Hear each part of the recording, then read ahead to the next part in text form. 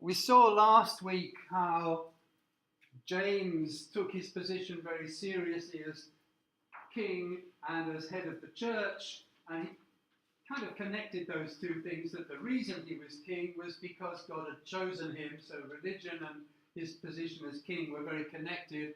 And his son, Charles I, was very much the same way of thinking. Charles I was so stubborn about the idea that he'd been chosen by God that he just didn't listen to people. And the result was that the country went to war against him. The result being that he lost his head, which you might say was a bit careless of him, but there you go. So,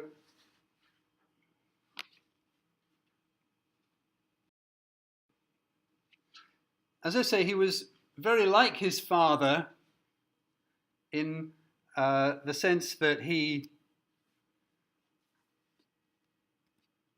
spent a lot of money making the debts of the country, of the crown, grow even bigger, but particularly because he believed in his own divine right. We used this word before, divine right, his right to be the king, his divine right. Divine just meaning from God. And like James, he quarrelled with Parliament over money.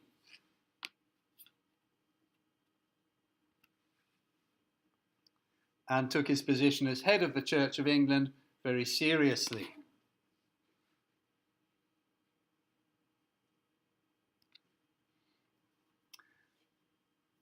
Now, there was one important way in which Charles was different from his father. James kept out of foreign wars, but Charles did not. Charles got involved in fighting in various battles around the place. Most of it was pretty unsuccessful, which didn't increase his popularity. And of course, these wars cost money. So he wanted to raise money through taxation to finance these wars. And this led to him becoming very unpopular. The war with Spain is a particular case in point.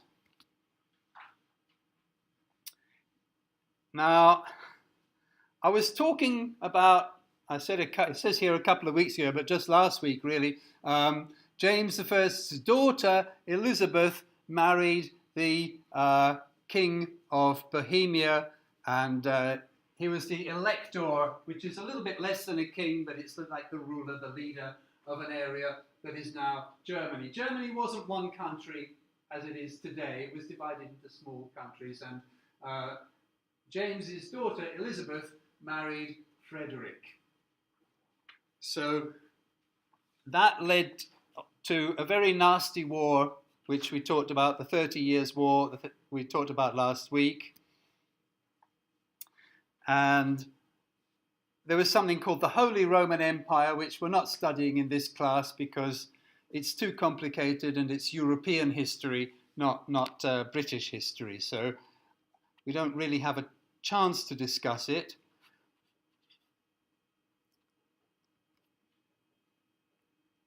But the basic situation is that Frederick was kicked out as King of Bohemia. He was deposed.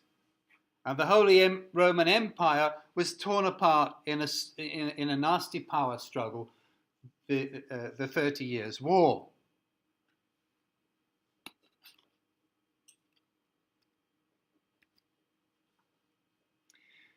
Now, James had successfully avoided war.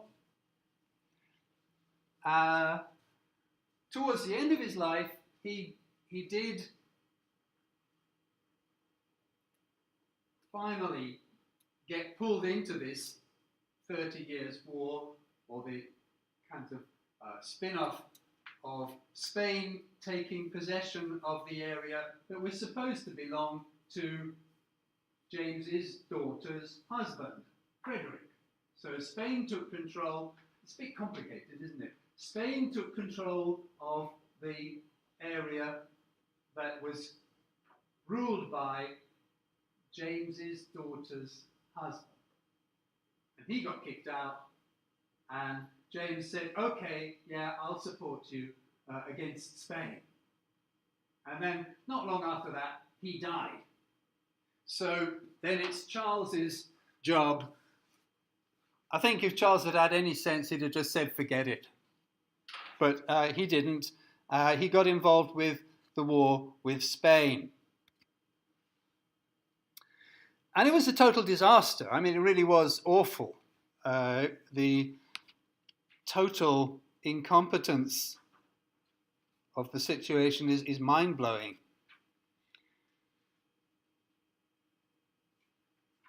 Right at the beginning of his reign, he's just come in as king, and he orders an expedition in 1625 called the Cadiz expedition. Cadiz is a city in the south of Spain. And the attack on Cadiz was a complete disaster. In fact, the defeat was so spectacular, it was so awful, that Charles, if he could, would have just said, oh, please, I don't want to talk about it, let's just forget about it. But Parliament was very angry and insisted on opening up this topic and finding out what exactly happened. And the Duke of Buckingham was impeached by Parliament because he was the person who was leading the expedition. And so the aim was to try and find out, well, what the hell went wrong that you lost so badly? So this wasn't really a very good start for Charles. Okay. All right, one or two people still writing.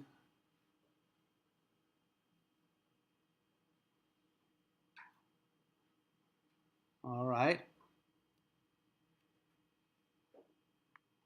Okay.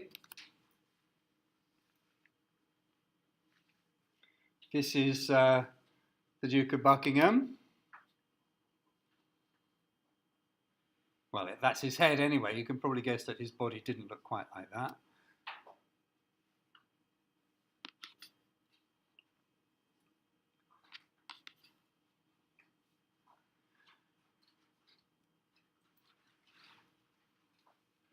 And basically, though, when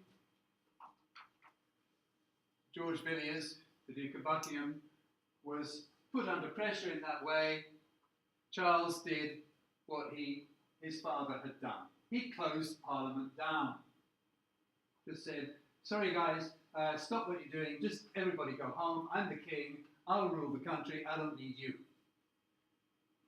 Now, the involvement of Parliament, the Parliament had been slowly growing in strength all through the Tudor period. When the Stuarts came in and started doing this, you can imagine the politicians were not very happy. And the country was not very happy because the politicians represented the interests of the people, at least to some extent. So closing the Parliament down was an unpopular move. And anyway, a couple of years later, it didn't help Villiers because an army officer killed him. So he lost the battle. Government, the Parliament tried to kind of punish him for it. Charles closed down the government, closed down the Parliament, and then a couple of years later, somebody got up and just killed him, feeling so angry with him for his useless, basically disastrous invasion or attempt to attack Spain. Well,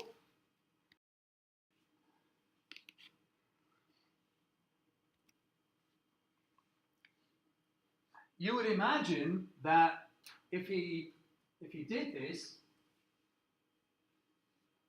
somebody just comes in and kills the king's man, that the people would be angry with that person. But it says a lot that actually the public kind of admired the person who killed Villiers. Yeah, he was really useless. Thank God somebody punished him for his terrible behavior. Okay, so the murderer of Villiers was considered a kind of national hero. You can see that the mood of the people is already against the king. Buckingham Villiers is with the king. His murderer is respected by the people. And then, of course, we have the whole anti-romance, the broken up romance, which we talked about last week, of Charles planning to marry the Infanta of Spain. Let's just remember that, okay? He went off to Spain to win her heart, and she totally did not like him right from the beginning. Well, then he married a French princess, Henrietta Maria. And again, this didn't help him to be popular with the English people because she was a Catholic. It wouldn't have helped if he'd married the Infanta of Spain either, because she was also a Catholic. But basically then, you've got a king who's married a Catholic. You've got a king who was a disaster in military planning, so much so that his chief of operations, Villiers, was murdered, and people respected the murderer. People still remembered Mary. People still remembered the gunpowder plot. A Catholic wife was not popular. And taxation. He found all kinds of ways to raise money. Borrowing money, taxing money. This is a really, really bad idea if King Charles came up to you and said, "Hi, I'm the king. Would you lend me some money? Promise I'll pay you back."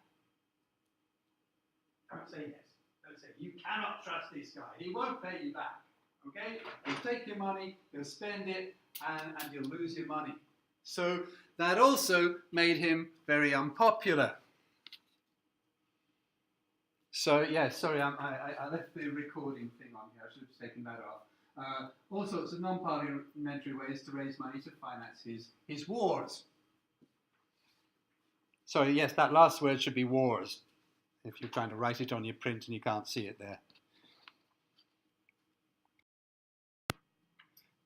So he wasn't doing too well with the people, and his war with Spain had been a disaster. Let's look at his relationship with Parliament.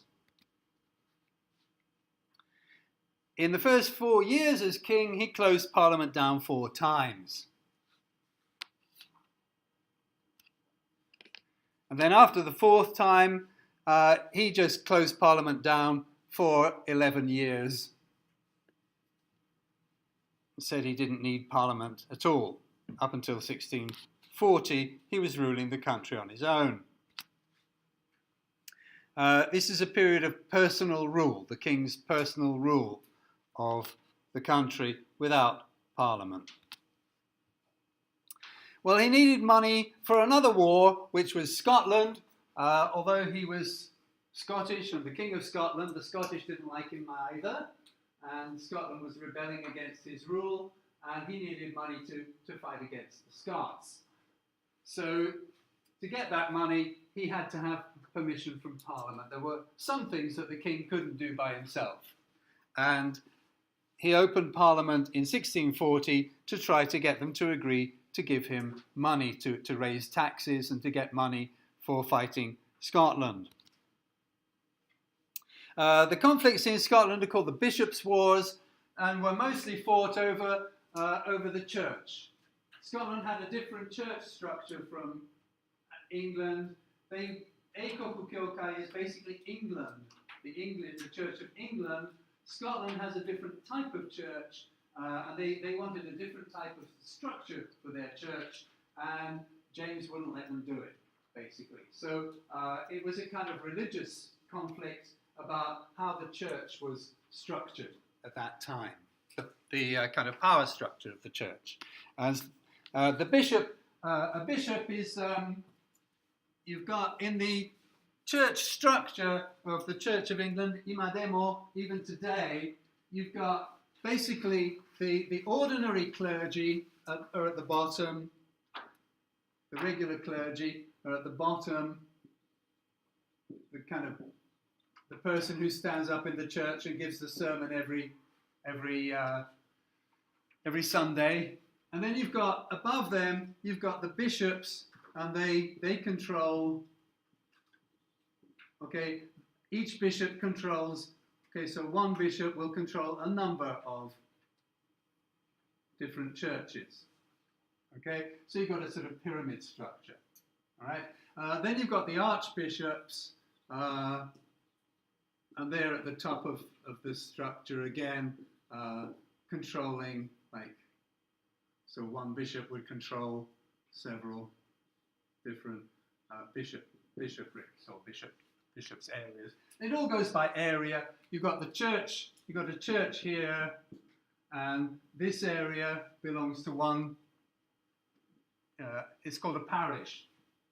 The area surrounding one church is called a parish. Several different parishes together would be controlled by one bishop, and then several areas controlled by the bishop called bishoprics would be controlled by the archbishop. So it's a sort of pyramid structure, and that was the English Church of England structure. The Scottish didn't want this.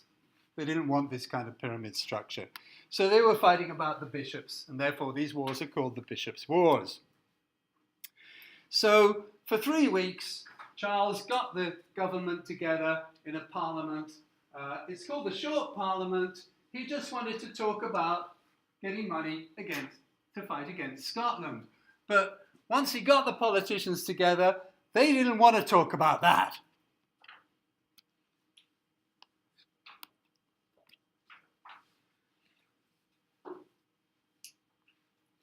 Basically, he wanted Scotland to follow the Church of England. He wanted to have the bishop structure of the church, and he wanted them to use the Anglican, the Écoco Kilkai Book of Common Prayer. But the Scottish wanted a different kind of structure, and so they were fighting now against Charles, and he wanted money to finance that war. That's the basic story.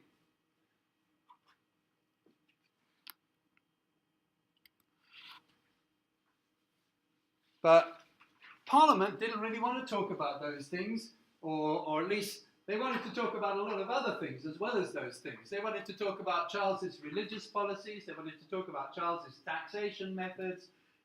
They wanted to open up a whole load of things that Charles didn't want to talk about. So once he got them together, they were grumbling and raising different questions, and they were angry with him. And so, what do you think he's going to do? He's going to close it down again. He's going to close Parliament down again.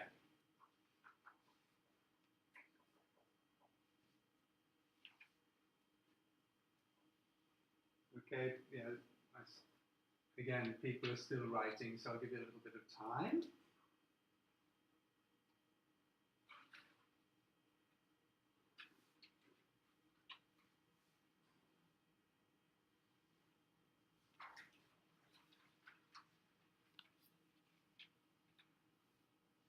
Okay. So yes, he closed Parliament down. It's called the Short Parliament because it only lasted for 3 weeks.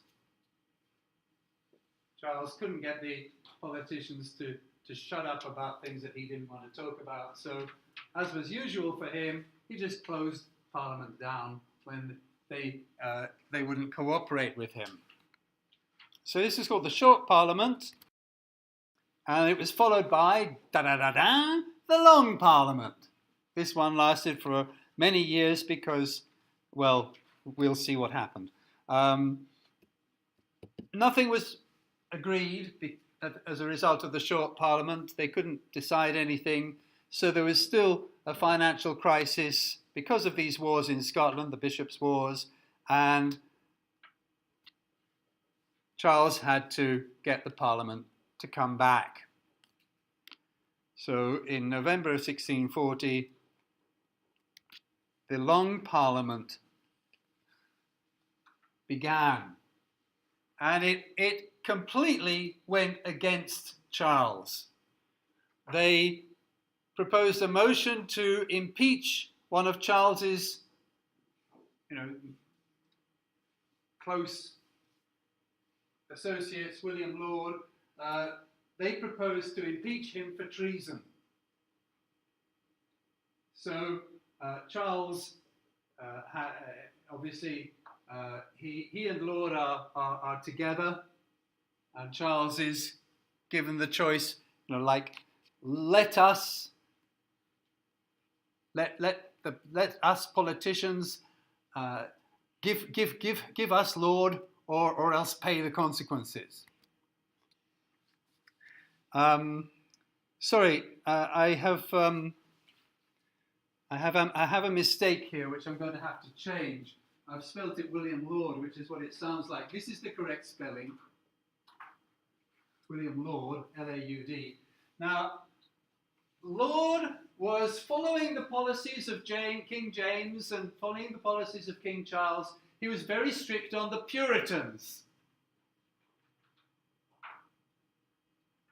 But he was the number one archbishop. So the archbishops, there are several different archbishops, but the top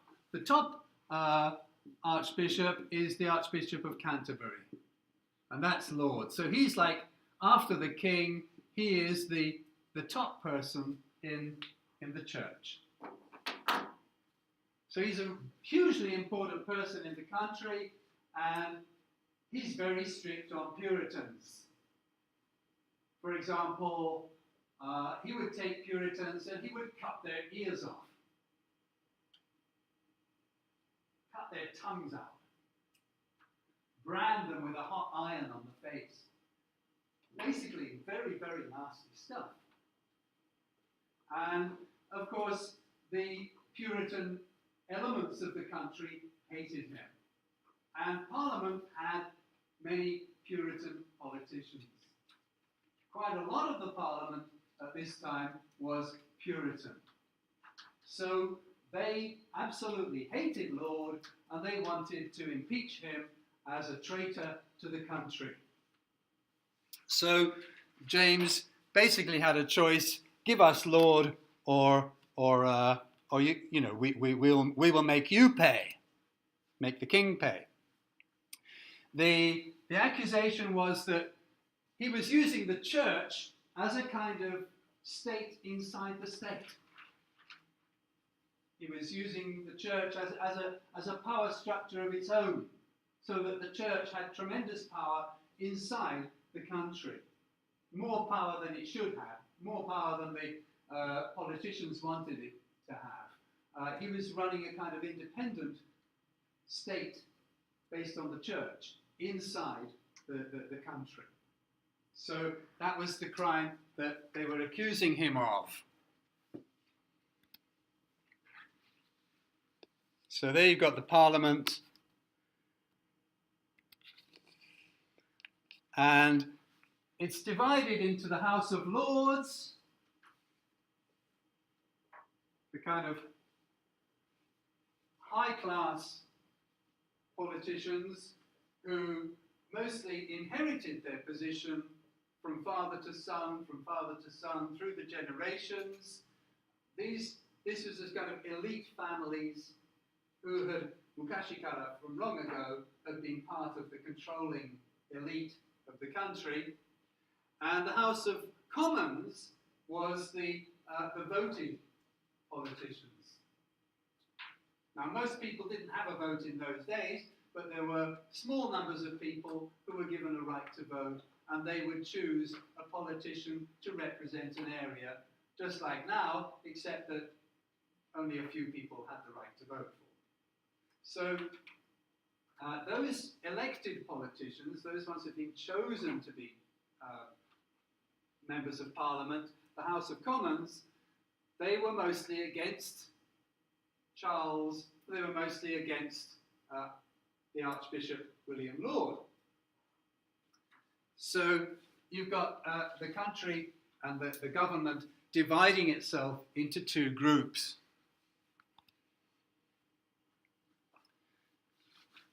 The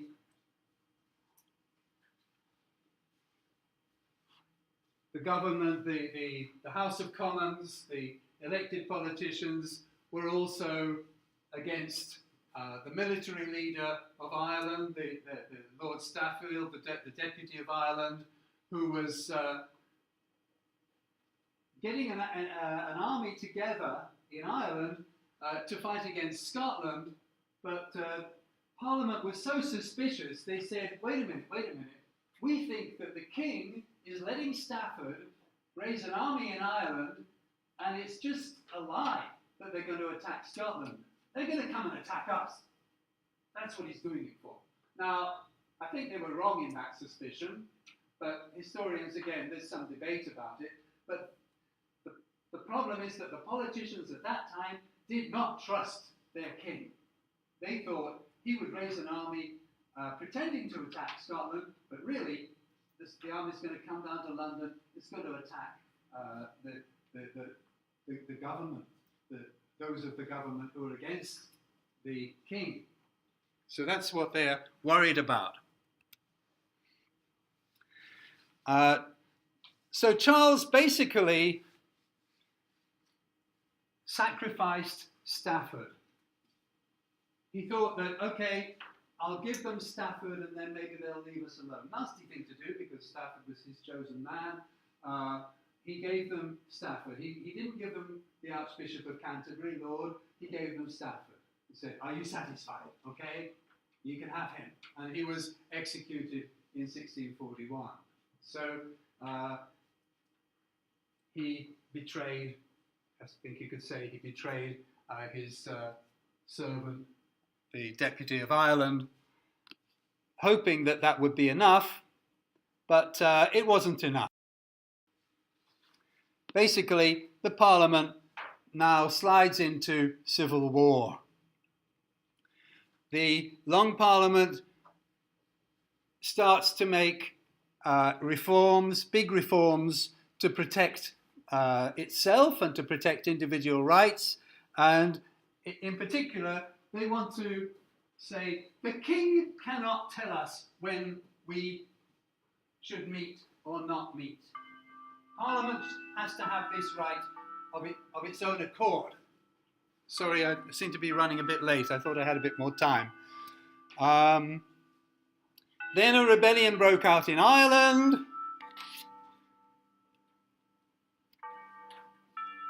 Then Parliament presented the king with 150 complaints against him. Said basically, look, sort this out. So it will just take a minute. He said, no, I don't accept what you're saying.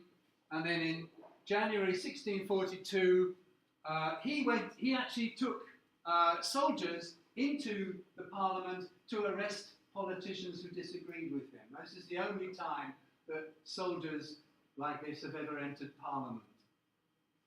And so this was a very radical move, and basically it failed. And so I'm going to have to push things on a little bit here just to get it finished. Basically, the news had got out that he was going to send those soldiers into Parliament, so the politicians who were in trouble escaped. And now Parliament and the king are openly fighting each other.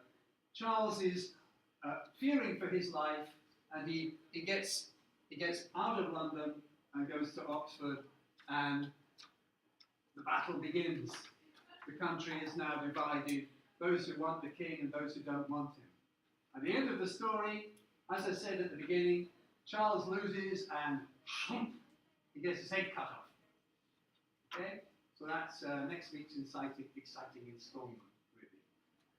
Oliver Cromwell and the Puritan revolution. Okay? So, yeah, sorry to be a little bit late today, but that's the end of the